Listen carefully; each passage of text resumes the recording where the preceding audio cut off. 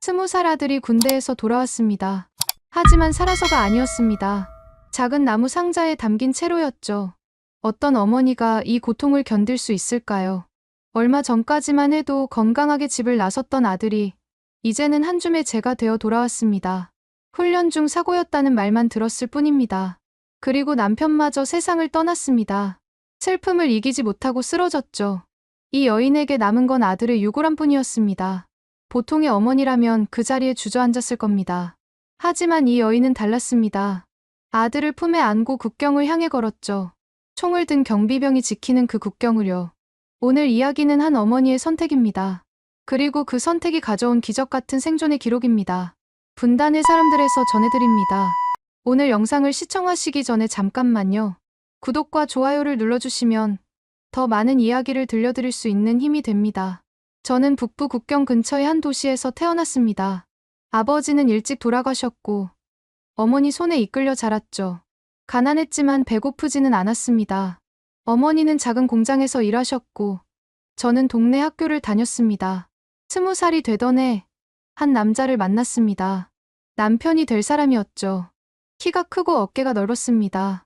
군 복무를 마친 제대 군인이었습니다. 무엇보다 눈빛이 선했어요. 저는 그 눈빛에 끌렸습니다. 남편은 군에서 복무하며 당원이 되었습니다.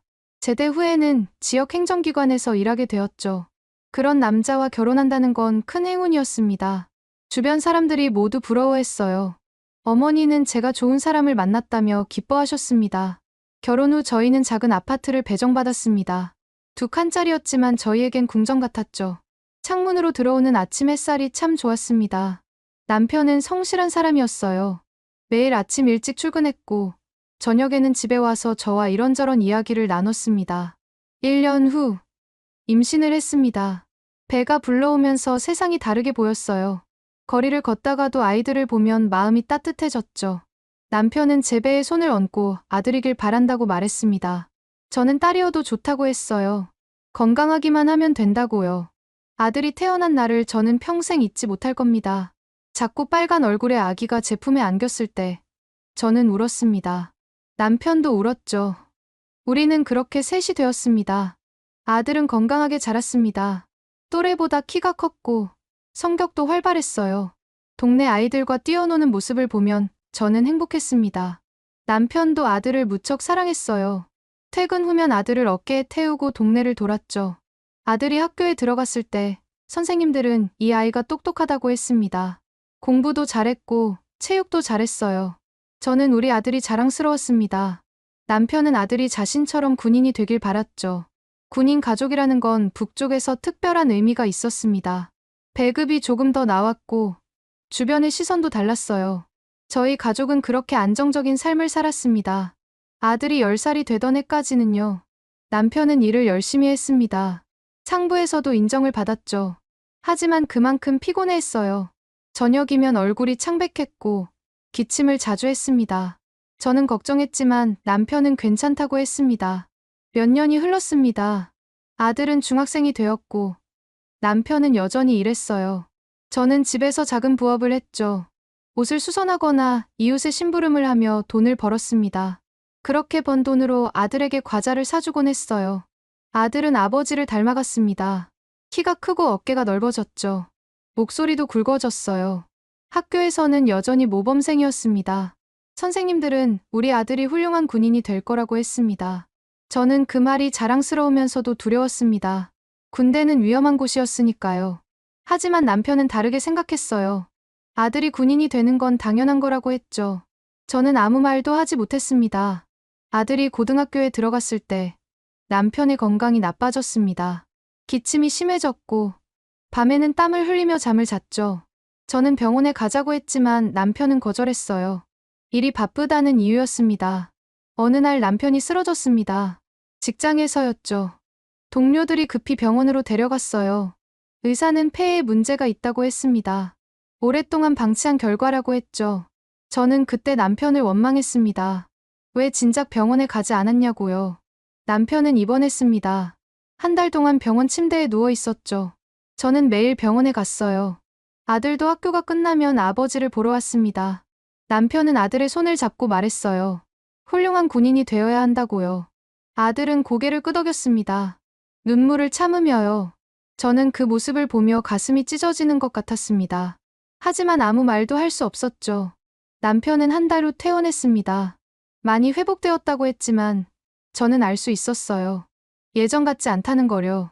남편은 다시 일터로 돌아갔지만 이전처럼 일하지는 못했습니다. 아들은 고등학교를 졸업했습니다. 그리고 입대 통지서를 받았죠. 저는 그날 밤잠을 이루지 못했어요. 아들은 20살이 되었고 이제 군인이 될 차례였습니다. 남편은 기뻐했습니다. 아들이 자신의 뒤를 잇는다고 생각했죠. 저도 겉으로는 웃었어요. 하지만 속으로는 두려웠습니다. 알 수 없는 불안이 저를 짓눌렀죠. 입대 전날 밤, 저는 아들과 오랫동안 이야기를 나눴습니다. 아들은 걱정하지 말라고 했어요. 잘하고 올 거라고요. 저는 아들을 꼭 안았습니다. 그리고 속으로 빌었어요. 부디 무사하기를요. 다음 날 아침, 아들은 집을 떠났습니다. 군복을 입은 모습이 낯설었어요. 남편은 자랑스러워했지만 저는 눈물을 참아야 했죠. 아들은 돌아보며 손을 흔들었습니다. 저도 손을 흔들었어요. 그렇게 아들은 떠났습니다. 저희 집은 갑자기 조용해졌죠. 남편과 저, 둘만 남았어요. 저는 매일 아들을 생각했습니다. 밥을 먹을 때도, 잠을 잘 때도요. 남편은 아들이 자랑스럽다고 말했습니다. 저도 그렇다고 대답했죠. 하지만 마음 한편에는 여전히 불안이 있었어요. 그 불안은 곧 현실이 되었습니다. 아들이 떠나고 석 달이 지났습니다. 그동안 편지가 2통 왔었죠. 짧은 편지였지만 저는 수없이 읽고 또 읽었습니다. 아들은 잘 지내고 있다고 썼어요. 훈련이 힘들지만 견딜 만하다고 했죠. 저는 그 글씨 하나하나를 손으로 쓸어보며 아들을 떠올렸습니다. 남편은 편지를 읽으며 만족스러워했어요. 아들이 잘하고 있다는 증거라고 했죠. 저도 안심했습니다. 하지만 마음 한편에는 여전히 무언가가 걸렸어요. 설명할 수 없는 불안이었습니다. 석 달째 되던 어느 날 오후였습니다. 문을 두드리는 소리가 들렸죠. 저는 빨래를 널다가 급히 문을 열었어요.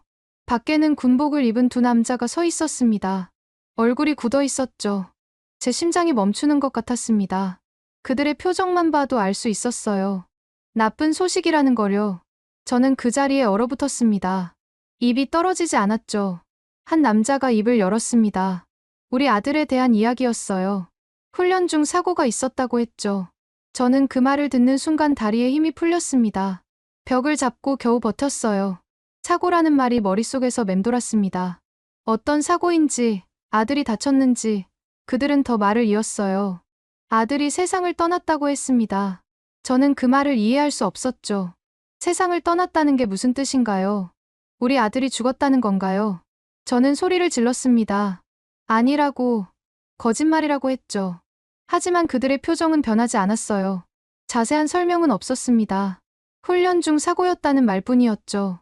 어떤 훈련이었는지, 어떻게 된 건지 아무것도 알려주지 않았어요.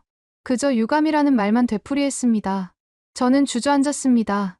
바닥에 털썩 앉아서 울었죠. 목이 쉬도록 울었어요. 이웃들이 나와서 저를 부축했습니다. 무슨 일이냐고 물었지만 저는 대답할 수 없었죠. 남편이 퇴근했을 때 저는 여전히 울고 있었습니다. 남편은 상황을 파악하고 얼굴이 창백해졌어요. 남편도 주저앉았죠. 저희는 그렇게 한참을 바닥에 앉아 있었습니다. 밤이 되었습니다. 저희는 아무것도 먹지 못했죠. 남편은 벽에 기대앉아 멍하니 허공을 바라봤어요. 저는 아들의 방으로 갔습니다. 아들의 옷가지들이 그대로 있었죠. 저는 아들의 옷을 꺼내 안았습니다. 아직 아들의 냄새가 남아 있었어요. 저는 그 옷을 안고 또 울었죠. 이게 꿈이길 바랐습니다. 악몽이길 바랐어요. 다음 날 아침, 남편은 관련 기관을 찾아갔습니다. 자세한 이야기를 들어야 한다고 했죠. 저는 집에 남았어요. 움직일 힘이 없었습니다. 그저 아들의 방에 앉아 있었죠. 남편이 돌아왔을 때는 저녁 무렵이었습니다. 얼굴이 더 어두워져 있었어요. 남편은 제게 말했습니다.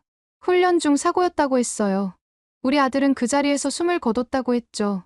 어떻게 그런 일이 일어날 수 있는지 이해가 되지 않았습니다. 남편도 마찬가지였어요. 남편은 군대를 다녀온 사람이었습니다. 안전 수칙이 얼마나 엄격한지 알고 있었죠. 그런데 어떻게 그런 사고가 일어날 수 있단 말입니까? 남편은 더 알아보려 했습니다. 하지만 막혔어요. 위에서는 더 이상 말할 게 없다고 했죠. 사고는 사고일 뿐이라고 했습니다. 남편은 분했지만 어쩔 수 없었어요. 며칠 후 아들의 유골함이 왔습니다. 작은 나무 상자였죠. 그 안에 우리 아들이 들어있다는 게 믿기지 않았어요. 저는 그 상자를 받아들고 무릎을 꿇었습니다. 20살 청년이 이렇게 작은 상자 안에 들어갈 수 있다는 게 믿어지지 않았습니다. 얼마 전까지만 해도 제 키보다 컸던 아들이었는데요. 저는 그 상자를 가슴에 안고 흐느꼈어요. 장례는 조촐하게 치렀습니다. 친척들과 이웃들이 왔죠. 모두들 위로의 말을 건넸지만 아무것도 귀에 들어오지 않았어요. 저는 그저 유골함을 안고 있었습니다. 남편은 장례식 내내 말이 없었어요. 눈은 충혈되어 있었고 얼굴은 수척했죠. 남편은 아들을 군대에 보낸 걸 후회하는 것 같았습니다. 하지만 입 밖으로 내지는 않았어요. 장례가 끝나고 저희는 다시 집으로 돌아왔습니다. 집은 텅 비어 있었죠. 아들이 없는 집은 너무 조용했어요. 저는 아들의 방문을 열지 못했습니다. 문 앞에 서면 다리가 떨렸죠. 밤마다 악몽을 꿨습니다.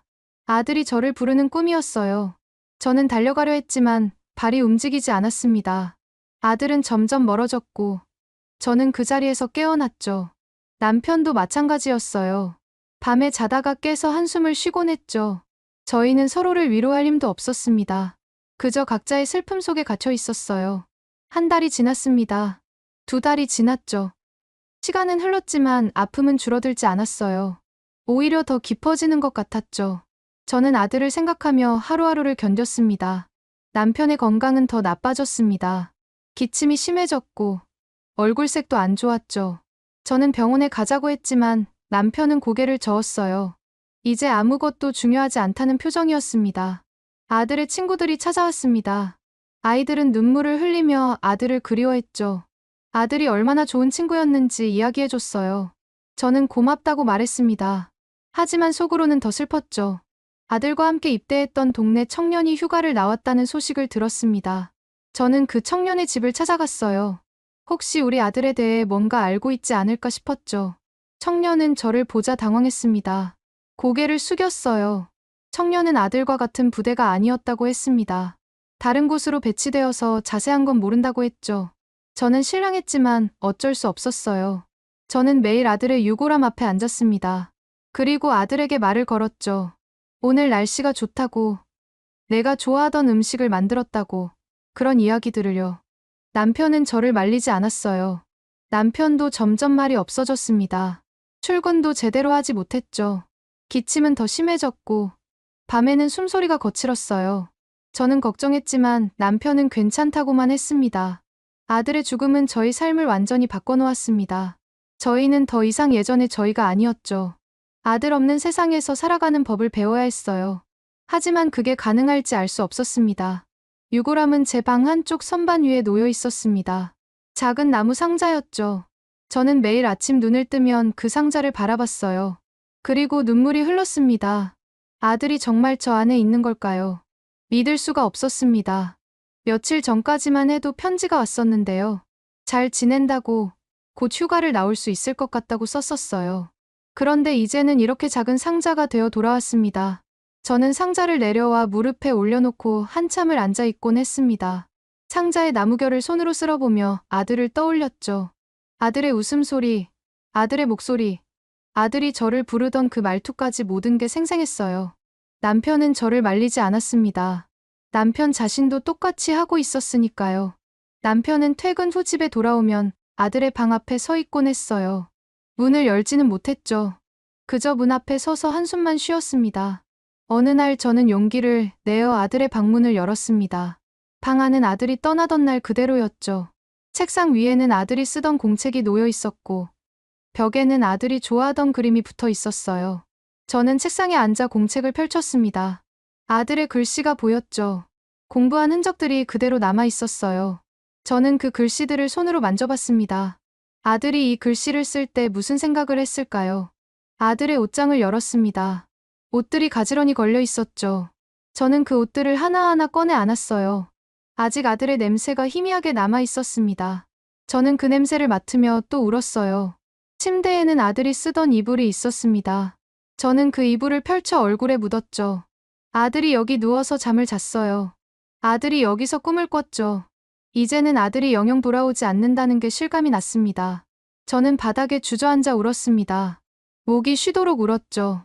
남편이 들어와 저를 일으켰어요. 남편도 눈이 붉었습니다. 저희는 그렇게 아들의 방에서 한참을 앉아 있었어요. 시간이 지나면서 의문이 생기기 시작했습니다. 정말 훈련 중 사고였을까요? 어떤 훈련이었길래 우리 아들이 그 자리에서 숨을 거뒀단 말입니까? 사고라고 했지만 구체적인 설명은 없었어요. 남편도 같은 생각이었습니다. 남편은 군대를 다녀온 사람이었죠. 훈련 시 안전 수칙이 얼마나 철저한지 알고 있었어요. 그런데 어떻게 그런 일이 일어날 수 있을까요? 남편은 다시 관련 기관을 찾아갔습니다. 더 자세한 이야기를 듣고 싶다고 했죠.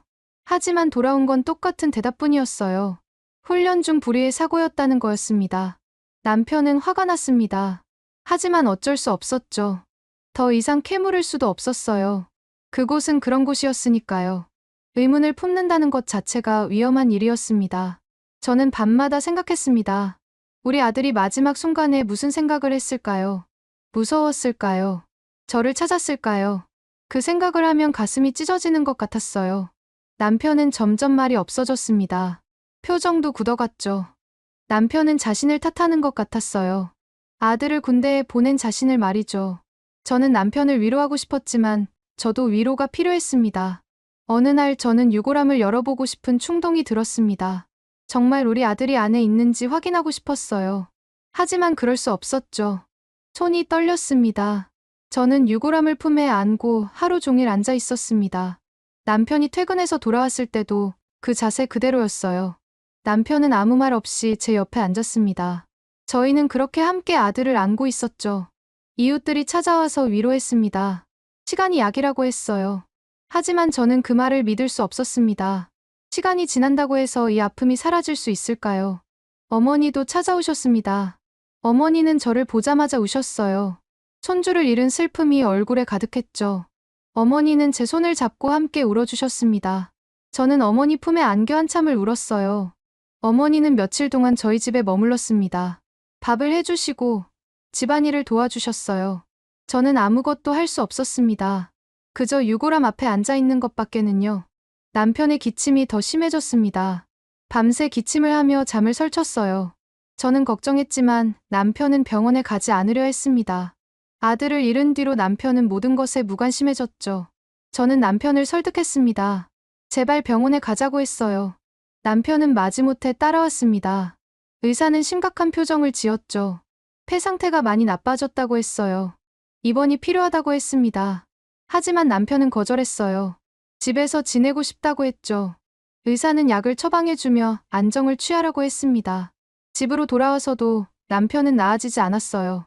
식사도 제대로 하지 않았고 약도 잘 먹지 않았습니다. 저는 남편에게 약을 먹이려 했지만 남편은 고개를 돌렸죠. 남편은 자주 아들 이야기를 했습니다. 아들이 어렸을 때 이야기, 학교에 다니던 이야기, 입대하던 날 이야기를요. 남편은 그 이야기들을 하며 눈물을 흘렸어요. 저도 함께 이야기했습니다. 아들이 처음 걸음마를 배우던 날, 아들이 처음 학교에 가던 날, 아들이 상을 받아 오던 날을요. 저희는 그렇게 아들의 추억 속에서 살았습니다. 유골함은 여전히 선반 위에 있었습니다. 저는 매일 그 앞에 물 한 잔을 놓았어요. 그리고 아들에게 말을 걸었죠. 오늘도 아빠가 많이 아프시다고. 엄마는 괜찮으니 걱정하지 말라고요. 밤이 되면 저는 아들의 방에 들어가 이불을 정리했습니다. 책상도 닦고 바닥도 쓸었어요. 아들이 언제든 돌아올 수 있도록 방을 깨끗하게 유지했습니다. 비록 아들이 돌아오지 않는다는 걸 알면서도요. 남편은 그런 저를 바라만 봤습니다. 뭐라 말하지 않았어요. 남편도 알고 있었죠. 저희가 현실을 받아들이지 못하고 있다는 걸요. 하지만 받아들이고 싶지 않았습니다. 석 달이 지났습니다. 아들이 떠난 지 6달이 된 거였죠. 계절이 바뀌었어요. 하지만 저희 집 안의 시간은 멈춰 있었습니다. 아들이 떠나던 그날에요. 저는 거울을 보며 놀랐습니다. 제 얼굴이 많이 야위어 있었어요. 머리에는 흰머리가 늘었고 눈가에는 주름이 깊어졌죠. 6달 만에 저는 10년은 늙어 보였습니다. 남편은 더 심했습니다. 얼굴은 창백했고 몸은 말라갔어요. 걷는 것도 힘들어했죠. 저는 남편을 부축하며 하루하루를 보냈습니다. 저희는 서로를 의지하며 살아갔어요. 하지만 그 삶이 얼마나 더 지속될 수 있을지 알 수 없었습니다. 저희는 무너지고 있었어요. 천천히, 그리고 확실하게요. 아들이 떠나고 7달째 되던 어느 새벽이었습니다. 남편의 거친 숨소리에 잠에서 깼어요. 평소보다 더 힘들어 보였죠. 저는 급히 일어나 남편의 등을 쓸어주었습니다. 남편은 숨을 헐떡였어요. 식은땀이 얼굴에 흘렀죠. 저는 물을 떠다 드렸지만 남편은 제대로 마시지 못했습니다. 물이 입 밖으로 흘러내렸어요. 병원에 가야 한다고 말했습니다. 남편은 고개를 저었어요. 하지만 저는 물러서지 않았죠. 이웃에게 도움을 청해 남편을 병원으로 데려갔습니다. 의사는 심각한 표정으로 저를 불렀습니다. 남편의 상태가 많이 악화되었다고 했어요. 폐렴이 왔고 몸이 약해져서 회복이 어려울 거라고 했죠. 입원을 권했습니다. 남편은 입원실 침대에 누워 천장을 바라봤습니다. 말이 없었어요. 저는 남편 옆에 앉아 손을 잡았죠. 남편의 손은 차가웠습니다. 며칠 동안 남편은 병원 침대에 누워 있었습니다. 저는 하루 종일 남편 곁을 지켰어요. 집에 가서 유골함을 보고 오겠다고 하면 남편은 고개를 끄덕였죠. 집에 돌아오면 저는 유골함 앞에 앉았습니다. 아들에게 말을 걸었어요. 아빠가 많이 아프시다고. 아빠가 너를 보고 싶어 하신다고요. 그리고 다시 병원으로 돌아갔습니다. 일주일이 지났습니다. 남편은 점점 약해졌어요. 밥도 제대로 먹지 못했고 말도 거의 하지 않았죠. 의사는 최선을 다하겠다고 했지만 표정이 어두웠습니다. 어느 날 밤 남편이 저를 불렀습니다. 힘없는 목소리였어요. 저는 남편의 손을 꼭 잡았죠. 남편은 미안하다고 말했습니다. 아들을 지키지 못해서 미안하다고요. 저는 울었습니다. 아니라고, 당신 잘못이 아니라고 말했어요. 하지만 남편은 고개를 저었죠. 남편은 자신이 아들을 군대에 보냈다고, 자신 때문이라고 말했습니다. 저는 남편을 끌어안았습니다. 당신 잘못이 아니라고, 누구도 예상하지 못한 일이라고 말했어요. 남편은 제 품에 안겨 조용히 눈물을 흘렸습니다. 그날 밤 남편은 잠들었습니다. 저도 옆 의자에서 졸았어요. 새벽녘에 간호사가 저를 깨웠습니다. 남편의 호흡이 약해지고 있다고 했죠. 저는 벌떡 일어나 남편을 바라봤습니다. 남편의 얼굴은 창백했고 숨소리는 거의 들리지 않았어요. 의사가 급히 들어왔지만 할 수 있는 게 별로 없었습니다. 남편은 그렇게 눈을 감았습니다. 조용히, 그리고 평화롭게요. 저는 남편의 손을 잡고 있었어요. 그 손이 점점 차가워지는 걸 느꼈죠. 의사가 사망 시각을 기록했습니다. 저는 그 자리에 얼어붙었어요. 아들을 잃은 지 7달 만에 남편마저 잃었습니다. 저는 이제 혼자가 되었죠. 장례는 더 조촐했습니다. 친척들이 왔지만 많지 않았어요. 사람들은 위로의 말을 건넸지만 저는 듣지 못했습니다. 귀가 먹먹했죠. 남편의 장례를 치르는 동안 저는 아들의 유골함을 생각했습니다. 집에 혼자 있을 아들을요. 장례가 끝나자마자 저는 집으로 달려갔어요. 유골함은 여전히 그 자리에 있었습니다. 저는 유골함을 안고 한참을 울었죠. 이제 남은 건 아들뿐이었습니다. 아들의 유골함뿐이었어요. 집은 너무 조용했습니다. 남편의 기침 소리도, 남편의 한숨 소리도 들리지 않았어요. 저는 혼자였습니다. 완전히 혼자요. 밤이 되었습니다. 저는 침대에 누웠지만 잠이 오지 않았어요. 옆자리가 비어 있었죠. 수십 년을 함께 잔 자리였는데 이제 그 자리는 차갑기만 했습니다. 저는 일어나 아들의 방으로 갔습니다. 아들의 침대에 누웠어요. 아들의 이불을 덮었죠. 아들의 냄새를 맡으며 눈을 감았습니다. 다음 날 아침, 저는 무엇을 해야 할지 몰랐습니다. 밥을 해야 하나, 빨래를 해야 하나, 아무것도 손에 잡히지 않았어요. 그저 멍하니 앉아 있었죠. 이웃들이 찾아와 밥을 해주었습니다. 먹으라고 했지만 목으로 넘어가지 않았어요. 저는 몇 숟가락 먹고 숟가락을 내려놓았습니다. 며칠이 지났습니다. 저는 집 밖으로 나가지 않았어요. 사람들을 만나고 싶지 않았죠. 그저 집 안에서 아들의 유골함과 함께 있었습니다. 어머니가 다시 찾아오셨습니다. 어머니는 저를 보고 놀라셨어요. 제가 많이 야위었다고, 이러다 죽겠다고 하셨죠. 어머니는 제 손을 잡고 우셨습니다. 어머니는 저를 데리고 가시려 했어요. 어머니 집에서 함께 살자고 하셨죠. 하지만 저는 거절했습니다. 여기 아들이 있다고, 아들을 두고 갈 수 없다고 말했어요. 어머니는 유골함을 가져가면 된다고 하셨습니다. 하지만 저는 고개를 저었어요. 아들이 살던 집, 아들의 물건들이 있는 이곳을 떠날 수 없었습니다. 어머니는 며칠 더 머물다가 돌아가셨습니다. 떠나시기 전에 제 손을 꼭 잡으셨어요. 힘내라고, 살아야 한다고 말씀하셨죠. 저는 고개를 끄덕였지만 확신이 없었습니다. 혼자 남은 집은 너무 컸습니다. 방이 2개밖에 안 되는 작은 집이었지만 저 혼자 살기엔 너무 컸어요. 곳곳에 아들과 남편의 흔적이 남아 있었죠. 저는 남편의 옷을 정리했습니다. 하나하나 꺼내며 추억을 떠올렸어요. 결혼식 때 입었던 옷, 아들이 태어난 날 입었던 옷, 마지막으로 입었던 옷까지요. 남편의 물건들도 정리했습니다. 시계, 안경, 수첩, 작은 물건들이었지만 모두 남편의 흔적이 담겨 있었어요. 저는 그것들을 상자에 담아 장롱 깊숙이 넣었습니다. 하지만 아들의 방은 정리하지 못했습니다. 아들의 물건을 치운다는 건 아들을 보내는 일 같았어요. 저는 그럴 수 없었죠. 아들의 방은 그대로 두기로 했습니다. 시간이 흘렀습니다. 1달이 지나고 2달이 지났어요. 저는 하루하루를 그저 견뎠습니다. 아침이 오면 일어나고 밤이 되면 잠들었죠. 그게 전부였습니다. 동네 사람들은 저를 걱정했습니다. 혼자 살기 힘들 거라고, 다른 곳으로 이사를 가는 게 어떻겠냐고 했어요. 하지만 저는 고개를 저었습니다. 저는 이곳을 떠날 수 없었습니다. 아들과 남편의 추억이 있는 이곳을요. 이곳을 떠나면 저는 완전히 혼자가 되는 것 같았어요.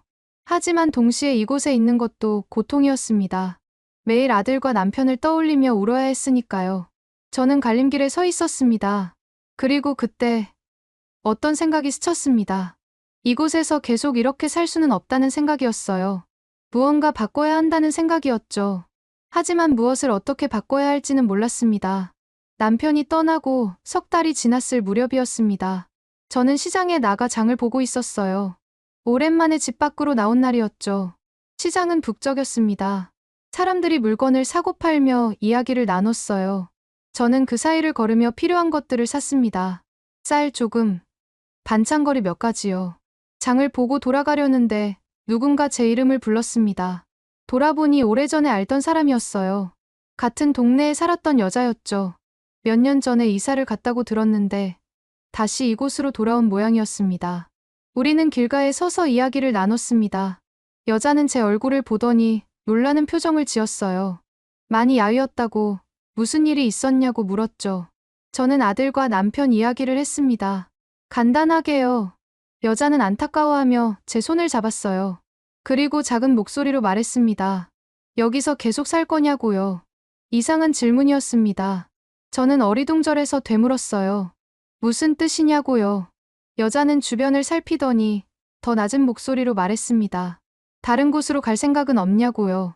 다른 곳이요. 저는 무슨 말인지 알아들었습니다. 국경 너머를 말하는 거였죠. 저는 깜짝 놀라 여자의 입을 막으려 했어요. 그런 이야기를 함부로 하면 안 되는 거였으니까요. 하지만 여자는 제 손을 뿌리치고 말을 이었습니다. 자기 언니가 며칠 전에 건넜다고 했어요. 지금은 남쪽에서 잘 살고 있다고 했죠. 가끔 소식이 온다고 했습니다. 저는 믿을 수 없었습니다. 그런 이야기를 이렇게 대놓고 하다니요. 저는 주변을 둘러봤어요. 다행히 아무도 우리를 주의 깊게 보는 사람은 없었죠. 여자는 제게 종이 한 장을 쥐어줬습니다. 거기에는 이름과 장소가 적혀 있었어요. 도움을 받을 수 있는 사람이라고 했습니다. 조심스럽게 알아보라고 했죠. 저는 그 종이를 주머니에 넣었습니다. 여자와 헤어진 뒤 저는 황급히 집으로 돌아왔어요. 심장이 빠르게 뛰었습니다. 무서우면서도 묘한 기대감이 들었죠. 집에 돌아와 저는 그 종이를 꺼내봤습니다. 한참을 들여다봤어요. 정말 이 사람을 찾아가야 할까요? 이게 맞는 일일까요? 밤이 되었습니다. 저는 아들의 유골함 앞에 앉았어요. 아들에게 말을 걸었습니다. 엄마가 무슨 생각을 하는지 아느냐고, 엄마가 미쳤냐고요. 하지만 동시에 생각했습니다. 여기 남아서 뭘 하겠어요. 매일 아들과 남편을 그리워하며 울다가 죽을 건가요? 그게 제 인생의 끝인가요? 며칠 동안 고민했습니다. 잠도 제대로 자지 못했어요. 머릿속이 복잡했죠. 한편으로는 두렵고 한편으로는 간절했습니다. 일주일 후, 저는 결심했습니다. 그 사람을 만나보기로요. 일단 이야기를 들어나 보자고 생각했죠. 듣기만 하고 결정하면 되니까요. 저는 종이에 적힌 장소로 갔습니다. 시장 근처의 작은 골목이었어요.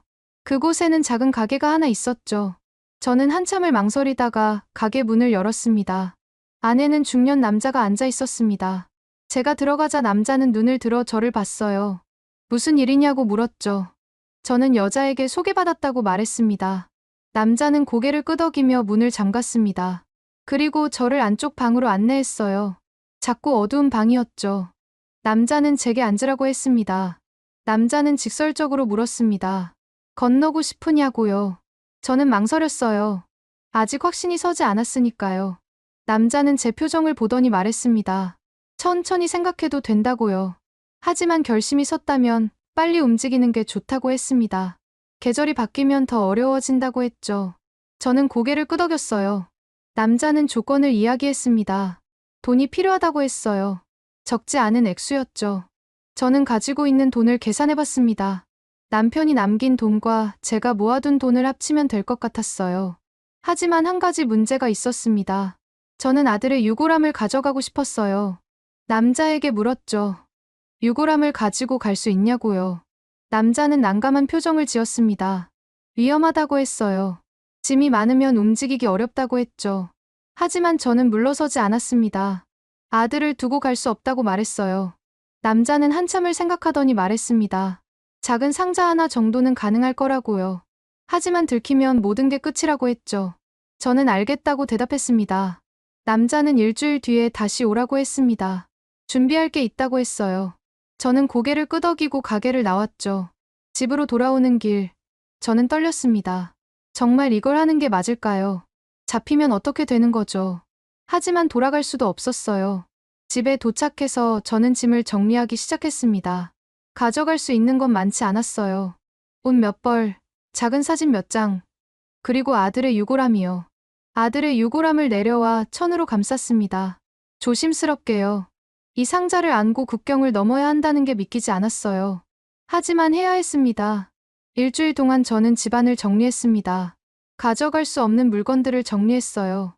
아들의 옷, 남편의 물건, 가구들, 모두 그대로 두고 가야 했죠. 이웃들에게는 아무 말도 하지 않았습니다.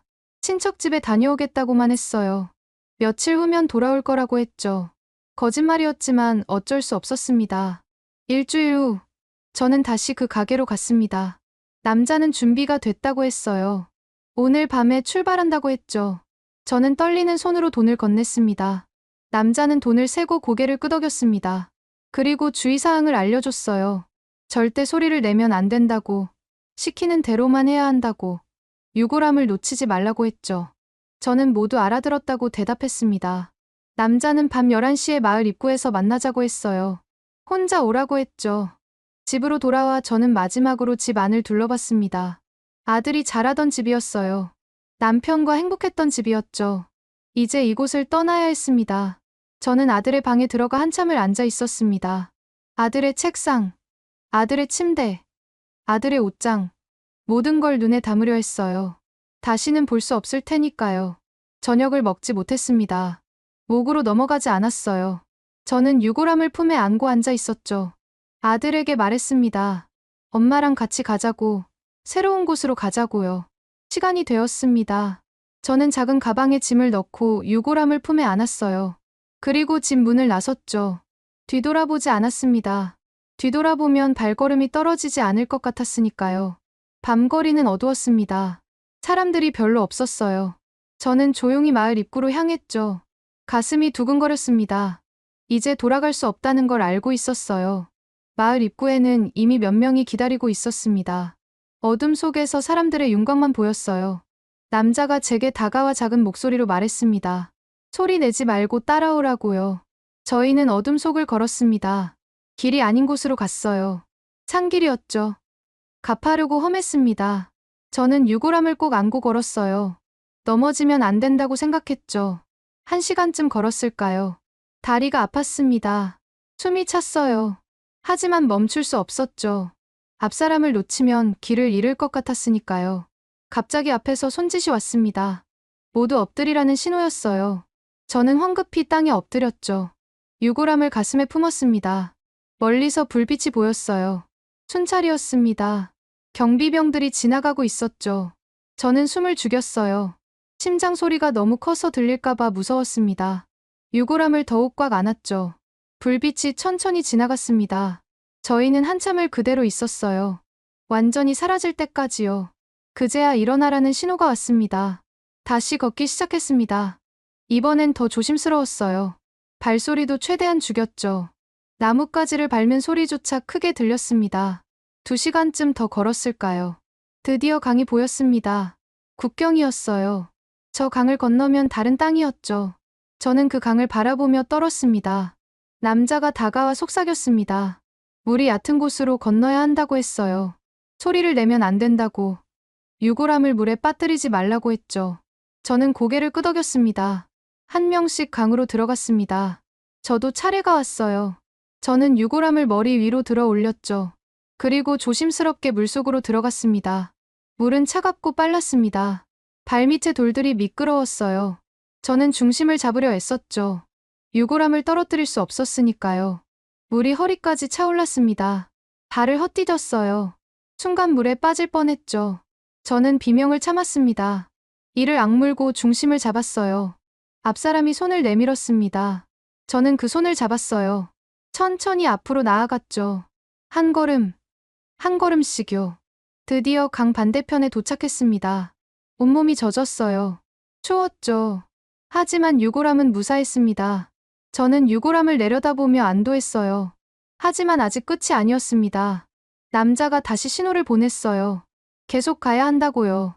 저희는 다시 걷기 시작했습니다. 이번에는 숲속이었습니다. 나무들이 빽빽했고 어두웠어요. 저는 앞사람의 뒷모습만 보고 따라갔죠. 가지에 얼굴이 긁혔지만 신경 쓸 겨를이 없었습니다. 1시간쯤 더 걸었을까요? 저는 기진맥진했어요. 다리가 후들거렸죠. 하지만 멈출 수 없었습니다. 여기서 포기하면 모든 게 끝이었으니까요. 갑자기 앞사람이 멈춰 섰습니다. 저도 멈췄어요. 무슨 일인지 몰라 긴장했죠. 남자가 뒤로 와서 속삭였습니다. 잠시 쉬어가겠다고요. 저는 나무에 기대 앉았습니다. 유골함을 무릎에 올려놓았어요. 손이 저려왔죠. 계속 꽉 쥐고 있었으니까요. 저는 유골함을 쓰다듬었습니다. 아들에게 말했어요. 조금만 더 참자고요. 10분쯤 쉬었을까요? 다시 출발 신호가 왔습니다. 저는 일어났어요. 다리가 떨렸지만 걸어야 했죠. 이번에는 내리막길이었습니다. 더 조심해야 했어요. 미끄러지기 쉬웠으니까요. 저는 천천히 한 발 한 발 내딛었습니다. 얼마나 갔을까요? 멀리 불빛이 보였습니다. 마을이었어요. 남자가 말했습니다. 저기가 목적지라고요. 저는 안도의 한숨을 쉬었죠. 마을에 도착했습니다. 어느 집 앞에서 멈췄어요. 남자가 문을 두드렸죠. 안에서 누군가 나왔습니다. 중년 여자였어요. 여자는 저희를 안으로 들였습니다. 작은 방이었죠. 여자가 물과 음식을 내왔어요. 저는 물을 마셨습니다. 목이 말랐죠. 남자가 말했습니다. 여기서 며칠 머물러야 한다고요. 다음 단계를 준비해야 한다고 했죠. 저는 알겠다고 대답했습니다. 다른 사람들은 다른 방으로 갔습니다. 저는 혼자 남았어요. 여자가 담요를 가져다 줬죠. 저는 고맙다고 말했습니다. 저는 유골함을 품에 안고 누웠습니다. 온몸이 아팠어요. 젖은 옷이 차갑게 달라붙었죠. 하지만 잠들 수 없었습니다. 긴장이 풀리지 않았어요. 창밖을 봤습니다. 아직 어두웠어요. 하지만 조금씩 밝아지고 있었죠. 새벽이 오고 있었습니다. 저는 국경을 넘었어요. 이제 돌아갈 수 없었습니다. 아들에게 속삭였습니다. 우리 해냈다고요. 여기까지 왔다고요. 아들이 대답하는 것 같았어요. 잘했다고, 계속 가자고요. 눈물이 났습니다. 지금까지 참았던 눈물이 쏟아졌어요. 저는 소리 없이 울었죠. 무서웠고, 외로웠고, 그리웠습니다. 고향이, 집이, 남편이요. 하지만 후회하지는 않았습니다. 이게 제 선택이었으니까요. 아들을 안고 새로운 곳으로 가는 게 제 선택이었죠. 아침이 밝았습니다. 여자가 아침을 가져왔어요. 죽이었죠. 저는 조금 먹었습니다. 배가 고팠지만 많이 먹을 수는 없었어요. 여자가 옷을 가져다 줬습니다. 갈아입으라고 했어요. 저는 젖은 옷을 벗고 마른 옷으로 갈아입었죠. 조금 따뜻해졌습니다. 남자가 다시 왔습니다. 며칠 후에 다음 이동을 한다고 했어요. 그때까지 조용히 있으라고 했죠. 밖으로 나가면 안 된다고 했습니다. 저는 알겠다고 대답했습니다. 그리고 물었어요. 얼마나 더 가야 하냐고요. 남자는 대답했습니다. 아직 멀었다고. 하지만 반은 왔다고요.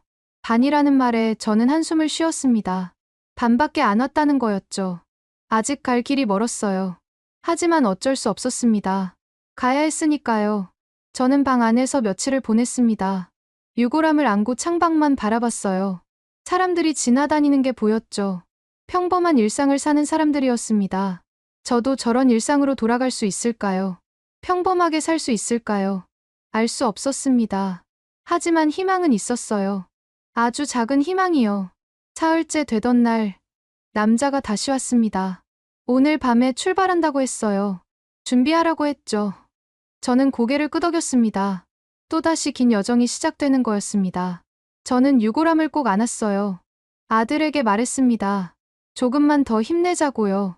우리 함께 끝까지 가자고요. 밤이 되자 다시 길을 떠났습니다. 이번에는 차를 탔어요. 작은 트럭이었죠. 짐칸에 숨어야 했습니다. 저를 포함해서 5명이 짐칸에 올라탔어요. 좁았죠. 움직일 공간도 별로 없었습니다. 저는 유골함을 가슴에 꼭 안고 구석에 앉았어요. 트럭이 출발했습니다. 덜컹거렸어요. 포장도 안 된 길을 달렸죠. 몸이 이리저리 흔들렸습니다. 저는 유골함을 더욱 꽉 안았어요. 얼마나 갔을까요? 시간 감각이 없었습니다. 한두 시간쯤 갔을까요? 트럭이 멈췄어요. 운전사가 뒤로 와서 속삭였습니다. 검문소라고요. 심장이 멈추는 줄 알았습니다. 검문소요. 들키면 끝이었죠. 저는 숨을 죽였어요. 옆 사람도 똑같이 긴장하고 있었습니다. 밖에서 목소리가 들렸습니다. 운전사와 누군가 이야기하는 소리였어요. 무슨 말인지는 잘 안 들렸죠. 저는 기도했습니다. 제발 그냥 보내달라고요. 시간이 멈춘 것 같았습니다. 몇 분이었을까요? 아니면 몇십 분이었을까요? 알 수 없었어요. 트럭이 다시 움직였습니다. 저는 안도의 한숨을 쉬었습니다. 넘어갔어요. 옆 사람이 작게 한숨을 쉬는 소리가 들렸죠.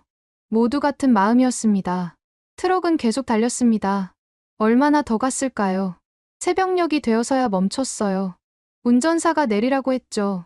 저희는 짐칸에서 내렸습니다. 다리가 저렸어요. 한참을 구부리고 있었으니까요. 저는 유골함을 내려다봤습니다. 무사했어요.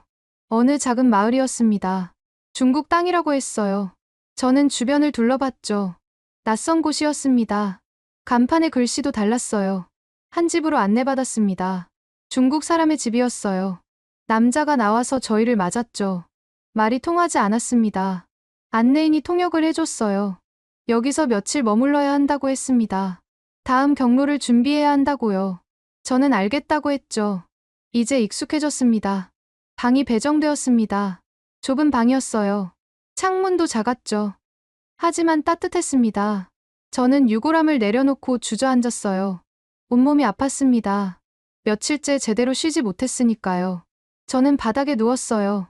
천장을 바라봤죠. 여기가 어디인지도 잘 몰랐습니다. 낮에는 밖으로 나갈 수 없었습니다. 들키면 안 되니까요. 저는 방 안에만 있었어요. 유골함을 안고 창밖만 바라봤죠. 사람들이 지나다녔습니다. 다들 바빴어요. 일상을 살고 있었죠. 저는 그들을 부러워했습니다. 평범한 삶이 그렇게 부러울 수가 없었어요. 저녁이 되면 밥이 나왔습니다. 중국 음식이었어요. 낯선 맛이었죠. 하지만 먹어야 했습니다. 힘을 내야 했으니까요. 사흘째 되던 날, 안내인이 왔습니다. 다시 이동한다고 했어요. 이번에는 기차를 탄다고 했죠. 기차요. 저는 긴장했습니다. 기차에는 사람이 많을 텐데요. 들키지 않을 수 있을까요? 안내인은 괜찮다고 했습니다. 신분증을 만들어뒀다고요. 가짜 신분증이었습니다. 제 사진이 붙어 있었어요. 중국 이름이 적혀 있었죠. 저는 그 신분증을 받아들고 떨렸습니다. 안내인이 주의사항을 알려줬습니다. 말을 하지 말라고 했어요. 말투가 다르니까요. 최대한 조용히 있으라고 했죠. 다음 날 아침, 기차역으로 갔습니다. 사람이 정말 많았어요. 저는 군중 속에 섞였죠. 유골함을 가방에 넣어 들고 있었습니다. 개찰구를 통과할 때 심장이 터질 것 같았습니다. 직원이 신분증을 확인했어요. 저를 쳐다봤죠. 저는 눈을 마주치지 않으려 했습니다. 직원이 신분증을 돌려줬습니다. 통과했어요. 저는 안으로 들어갔죠. 다리가 후들거렸습니다. 기차에 올랐습니다. 좌석을 찾아 앉았어요. 창가 자리였죠. 저는 가방을 무릎에 올려놓았습니다. 아들이 안에 있었으니까요. 기차가 출발했습니다. 창밖으로 풍경이 빠르게 지나갔어요. 들판이, 산이, 마을이 지나갔죠. 저는 그 풍경을 멍하니 바라봤습니다. 옆자리에 누군가 앉았습니다. 중국 여자였어요. 저에게 말을 걸었죠. 저는 당황했습니다. 고개만 끄덕였어요. 여자는 계속 말을 했습니다. 저는 알아들을 수 없었어요. 그저 미소만 지었죠. 여자는 이상하다는 표정을 지었지만 더 이상 말을 걸지 않았습니다. 몇 시간을 갔을까요? 기차는 계속 달렸어요. 저는 긴장을 풀 수 없었죠. 검표원이 올까봐, 누군가 의심할까봐 무서웠습니다. 해가 저물었습니다. 기차 안에 불이 켜졌어요. 사람들은 잠들기 시작했죠. 저도 눈을 감았습니다. 하지만 잠들 수 없었어요. 한밤중이 되어서야 기차가 멈췄습니다. 목적지였어요. 저는 일어나 내렸죠. 안내인이 기다리고 있었습니다. 차를 타고 또 이동했습니다. 이번에는 더 큰 도시였어요. 불빛이 많았죠. 저는 그 도시를 신기하게 바라봤습니다. 어느 아파트에 도착했습니다. 높은 건물이었어요. 엘리베이터를 타고 올라갔죠. 처음 타보는 거였습니다. 한 집 문이 열렸습니다. 안에는 조선족 여자가 있었어요. 저희 말을 했죠. 저는 반가웠습니다. 여자가 말했습니다. 여기서 당분간 지내야 한다고요. 남쪽으로 가는 경로를 준비 중이라고 했죠. 시간이 걸린다고 했습니다. 저는 알겠다고 대답했습니다. 방으로 안내받았어요. 이번에는 조금 넓었죠. 침대도 있었습니다. 저는 유골함을 꺼내 침대 옆에 놓았습니다. 아들에게 말했어요. 조금만 더 기다리자고요. 곧 남쪽으로 갈 수 있을 거라고요. 며칠이 일주일이 되었습니다. 일주일이 한 달이 되었어요. 저는 그 아파트에서 기다렸죠. 언제 떠날 수 있을지 몰랐습니다. 낮에는 밖에 나갈 수 없었습니다. 들키면 안 되니까요. 저는 창밖만 바라봤어요. 사람들이 오가는 걸 봤죠. 가끔 조선족 여자가 소식을 전해줬습니다. 조금만 더 기다리라고 했어요. 곧 갈 수 있을 거라고 했죠. 저는 믿을 수밖에 없었습니다. 한 달 반쯤 지났을 때 드디어 소식이 왔습니다. 남쪽으로 갈 수 있다고 했어요. 비행기를 탄다고 했죠. 비행기요. 저는 놀랐습니다. 한 번도 타본 적 없었으니까요. 무서웠지만 기대도 되었어요. 드디어 남쪽으로 가는 거였습니다. 가짜 여권이 나왔습니다. 제 사진이 붙어 있었어요. 다른 나라 여권이라고 했죠. 저는 그걸 받아들고 떨렸습니다. 며칠 후 공항으로 갔습니다. 정말 컸어요. 사람들이 엄청 많았죠. 저는 안내인을 따라갔습니다. 출국 심사를 받았습니다. 직원이 여권을 확인했어요. 저를 쳐다봤죠. 저는 숨을 참았습니다. 직원이 도장을 찍었어요. 통과했습니다. 비행기에 올랐습니다. 처음 타보는 거였어요. 좌석에 앉았죠. 유골함은 가방에 넣어 위에 올려놓았습니다. 비행기가 움직이기 시작했습니다. 빨라졌어요. 그리고 떠올랐죠. 저는 창밖을 봤습니다. 땅이 멀어지고 있었어요. 구름 위로 올라갔습니다. 하늘이 보였어요. 저는 눈물이 났죠. 정말 여기까지 온 거였습니다. 아들을 안고요. 몇 시간을 날았습니다. 저는 긴장을 풀 수 없었어요. 아직 끝이 아니었으니까요. 남쪽 땅에 도착해야 진짜 끝이었죠. 비행기가 내려가기 시작했습니다. 착륙 준비라고 했어요. 저는 창밖을 봤죠. 땅이 보이기 시작했습니다. 저 아래가 남쪽이었습니다. 제가 그토록 오고 싶었던 곳이요. 아들을 안고 함께 오고 싶었던 곳이었죠. 드디어 도착하는 거였습니다. 비행기가 땅에 닿았습니다. 저는 심호흡을 했어요. 여기가 남쪽이었습니다. 대한민국이었죠. 공항을 나오자 안내인이 기다리고 있었습니다. 이번에는 우리말을 하는 사람이었어요. 남쪽 사람이었죠. 저는 반가웠습니다. 차를 타고 어딘가로 갔습니다. 건물이 정말 높았어요. 불빛이 화려했죠. 저는 창밖을 신기하게 바라봤습니다. 이게 남쪽이구나 싶었어요. 한 기관에 도착했습니다. 관계자들이 저를 맞았어요. 많은 질문을 받았죠. 어디서 왔는지, 어떻게 왔는지, 왜 왔는지요. 저는 모든 걸 이야기했습니다. 아들 이야기, 남편 이야기, 유골함 이야기까지요. 관계자들은 놀란 표정을 지었어요. 유골함을 안고 왔다는 게 믿기지 않는다는 표정이었죠. 유골함을 보여달라고 했습니다. 저는 가방에서 꺼냈어요. 천으로 감싼 작은 상자였죠. 관계자들은 그걸 보며 숙연해졌습니다. 한 관계자가 말했습니다. 정말 대단하다고요. 이런 경우는 처음이라고 했죠. 저는 아무 말도 하지 못했습니다. 그저 눈물만 흘렀어요. 오랜 기간 동안 조사를 받았습니다. 자세한 이야기를 해야 했어요. 힘들었지만 견뎠죠. 이게 마지막이라고 생각했으니까요. 조사가 끝나고 임시 거처가 배정되었습니다. 작은 방이었어요. 하지만 따뜻했죠. 저는 유골함을 방 한쪽에 놓았습니다. 아들에게 말했어요. 우리 드디어 도착했다고요. 적응 교육을 받았습니다. 남쪽에서 사는 법을 배워야 했어요. 낯선 게 많았죠. 카드를 쓰는 법, 버스를 타는 법, 은행을 이용하는 법까지요. 다른 사람들도 있었습니다. 저처럼 북에서 온 사람들이었어요. 다들 각자의 이야기가 있었죠. 저는 그들과 친해졌습니다. 어느 날 한 여자가 제게 물었습니다. 유골함을 안고 왔다는 게 사실이냐고요. 소문을 들었다고 했죠. 저는 고개를 끄덕였습니다. 여자는 눈물을 흘렸습니다. 자기도 아들을 북에 두고 왔다고 했어요. 살아있는 아들을요. 너무 어려서 데려올 수 없었다고 했죠. 저는 여자를 안아줬습니다. 우리는 함께 울었어요. 각자의 아픔이 있었죠. 서로 위로할 수밖에 없었습니다. 몇 달 후, 저는 작은 집을 배정받았습니다. 임대 아파트였어요. 하지만 제 집이었죠. 오랜만에 제 공간이 생긴 거였습니다. 저는 제일 먼저 유골함을 놓을 자리를 정했습니다. 창가였어요. 햇빛이 잘 드는 곳이었죠. 저는 유골함을 정성스럽게 닦았습니다. 아들에게 말했습니다. 여기가 우리 새 집이라고요. 좁지만 따뜻하다고. 아들도 좋아할 거라고요. 대답은 없었지만 아들이 듣고 있다고 믿었어요. 일자리를 구해야 했습니다. 처음에는 힘들었어요. 경력도 없고 나이도 있었으니까요. 하지만 포기하지 않았죠. 작은 식당에서 일하게 되었습니다. 설거지와 청소를 했어요. 힘들었지만 괜찮았죠. 돈을 벌 수 있었으니까요. 퇴근하면 집으로 돌아왔습니다. 제일 먼저 유골함 앞에 앉았어요. 아들에게 오늘 있었던 일을 이야기했죠.